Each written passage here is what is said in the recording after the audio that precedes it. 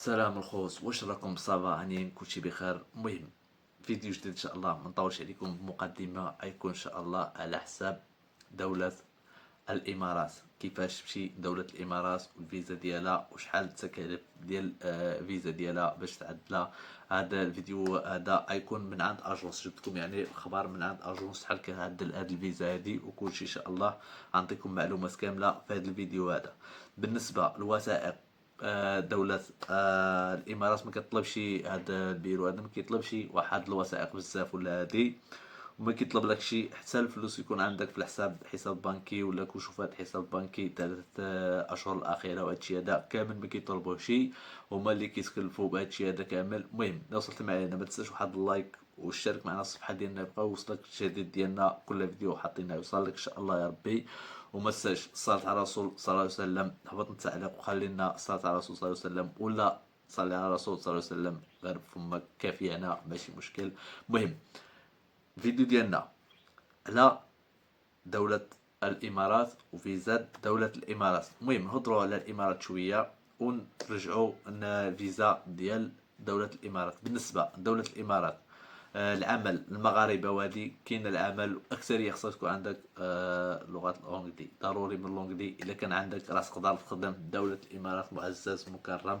شخصيا كنهضر مع بزاف ديال الناس وكيعرضوا عليا نجي نخدم تمايا بزاف. أنا ما عنديش لغة الأونجلي، باللي هاد السبب هذا هو اللي مخلينيش نسافر دولة الإمارات، وإن شاء الله غتشوفونا في واحد الدولة إن شاء الله يا ربي. المهم هذا ماشي الموضوع ديالنا، خلينا دابا مركزين على فيزات الامارات والعمله ديال الامارات. العمله ديال الامارات هي الدرهم، عندها الدرهم الاماراتي. بالنسبه للدرهم الاماراتي مع المقارنه مع الدرهم المغربي، باش نكونوا واضحين، الدرهم الاماراتي تقريبا 3 دراهم مغربيه، 2 دراهم و90، يعني تقريبا 3 دراهم مغربيه. بالنسبه للمعيشه في الامارات طالعه بزاف، يعني اذا كنتي عايش في الامارات ولا هادي خصك يكون سكن شبابي، ضروري سكن شبابي. هضرت مع بزاف ديال الناس، الاصدقاء ديالي كانوا تما في الامارات، كيقول لك كيكريو مع بعضياتهم يعني سكن شبابي كيطيح عليهم رخيص، وكيتفرضوا في الماكله وبزاف ديال الحوايج. وخصوص البنات تا هما كيعملوا نفس القضيه، البنات اللي كيمشيو يخدموا على راسهم، يعني خدامين على راسهم. ما علينا، كملوا الفيديو ديالنا ان شاء الله على الامارات. بالنسبه للفيزا، الوثائق اللي كيطلبوا منك جواز سفر، الصوره الاصليه ديال جواز السفر ديال الاولى، هذيك السكان ديالها هي هذيك الصوره اللي كيطلبوا منك. صوره بيضاء صوره بخلفيه بيضاء، جوج حاجات اللي كيطلبوا منك في هذه الفيزا هذه. بالنسبه الثمن ديال هذه الفيزا، مده شهر الى الامارات 1500 درهم، مده شهر الى الامارات 1500 درهم.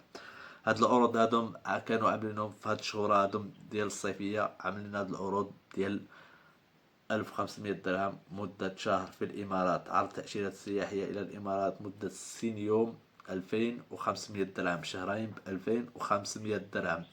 بالنسبة قلت لكم هادو هما المعلومات على دولة الإمارات وعلى فيزات الإمارات. بالنسبة كيتكلفوا لك يعني بالفندق و تذكرة الطيران ضروري كتقطع، ولكن الفندق وهادي كيعملوا لك وهمي. وتذكرة الطيران حتى هي كتعملها، كتخلص واحد 200 درهم باش كتعمل هذيك التذكرة ديال الطيران، حتى كتخرج لك اصلا الفيزا كتخرج. كما قلت لك كيتكلفوا لك حتى الفندق، الا بغيتي هما يقطعوا لك في شي فندق يكون رخيص وهادي. وتذكرة الطيران هما الا بغيتي يعملوها لك، يعني كتختار النهار اللي باغي تمشي فيه كيقطعوا لك الطياره هما.